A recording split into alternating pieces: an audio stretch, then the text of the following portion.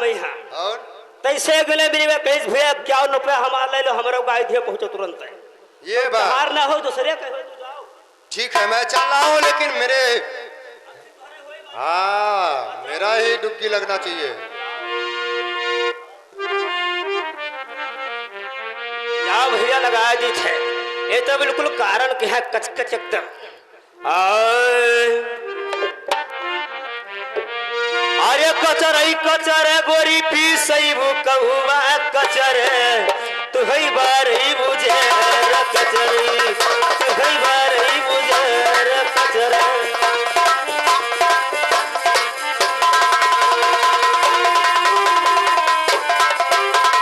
कचरई कचरे गोरी पू सही कहुआ लकड़ी जरा बार ही बुझे लकड़ी जरा बार ही बुझे लकड़ी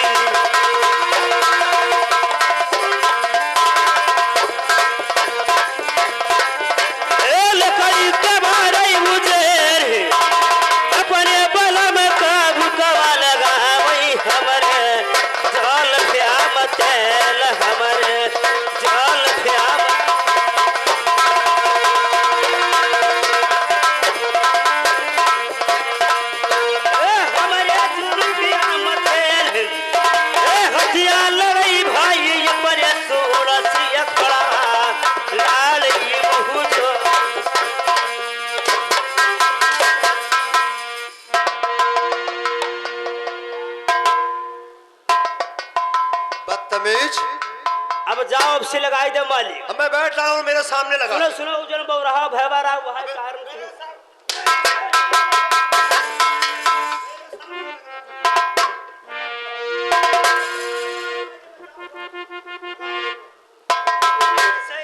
धमना साहब लपटियात है ए भैया यहाँ रहे छटकौआ यहाँ आधा बाकड़ मिल रहा है सरपुत नहीं कहीं खाए पियन तो डटा रहा था और चार कोड़ा पाई गन पहुंचते और तू बगलियान घूमत हो अब से तुहरे बारी है अब भी बात पा लगाई दो मासा तो आई बड़े दी कोड़ा और मारी और क्या करे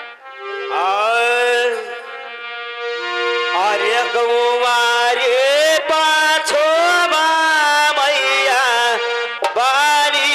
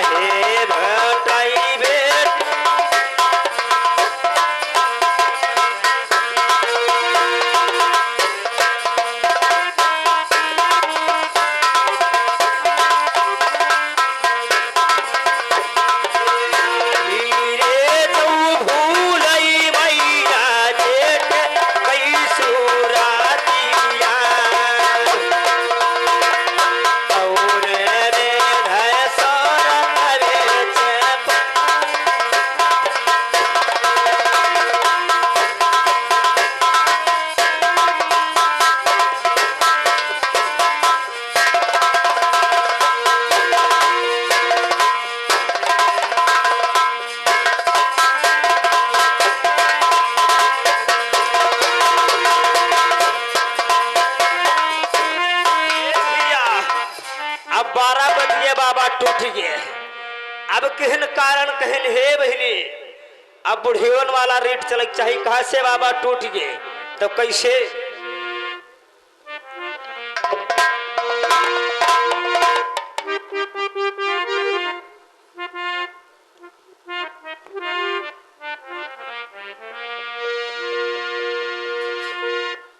अब चल दे भैया वहां हो जाए। अरे तो माँ तो चार्य हो बेटे कामी रे लड़ाइया।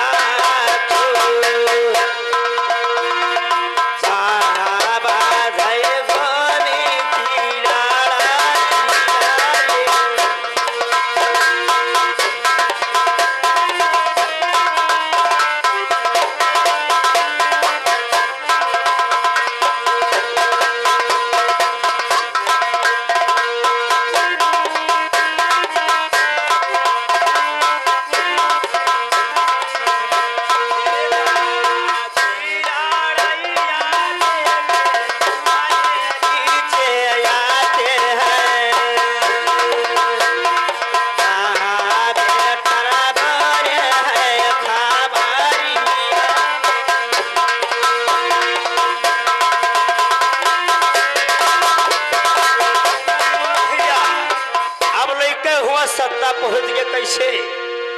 बिस्मिल्लाहिर्रहमानिर्रहीम। हंसे हंसे कहे हुसैन से ताजिया रख दो यारी में जय हंसे। जान पई है राम लक्ष्मण डंडा करी है गाड़ी में जय हंसे। हसन हंसे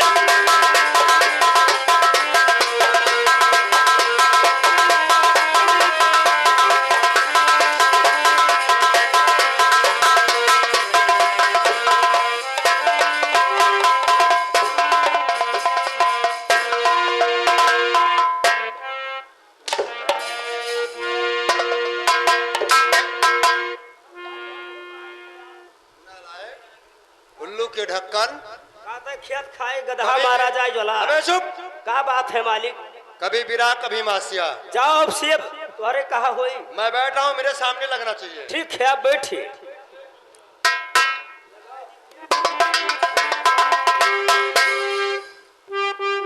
इस कंचनपुर शहर में हमारे पर्दा के कहने का मतलब, जब तक कोई राजा नहीं होगा तब तक मैं अन्न जल नहीं करूंगा। हमारे मालिक का आदेश है कि हमारे शहर में ऐलान कर दो, जब कोई राजा बनेगा, राजा बनने वाला हमारे हवेली पर आ जाए। हमारे हवेली पर आने के मतलब राजा बनेगा तभी मैं अन्न जल करूंगा। डुग्गी है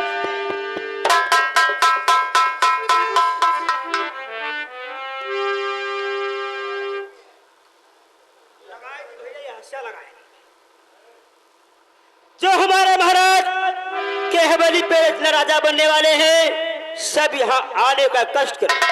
जब कोई राजा बनेगा तभी हमारे महाराज अन्न जल हमारे प्रजा करेंगे। और दुखी है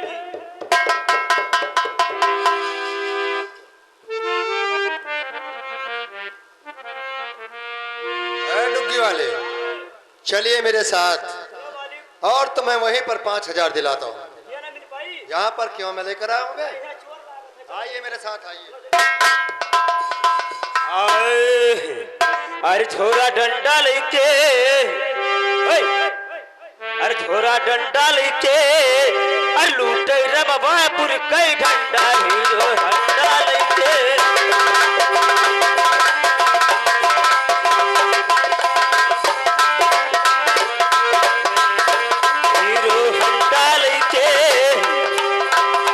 हीरो हंडा लेके लूटे रमवापुर कई पंडा हीरो हंडा लेके लूटे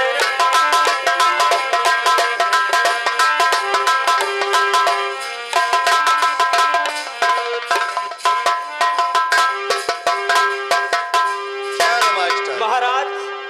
मैं महाराज नहीं हूँ बदतमीज। अरे मालिक सेनापति जी डुग्गी तो लाग दा मुझे अभी कोई दिखा नहीं रहा। अरे मंत्री जी, क्या डुग्गी लग चुका? हाँ, तुम्हारे इस कंचनपुर में कोने कोने पर मैं डुग्गिया लगवा कर आया हूँ। ठीक है, हम उनका इंतजार ही करते हैं बैठकर। हाँ बैठिए आप।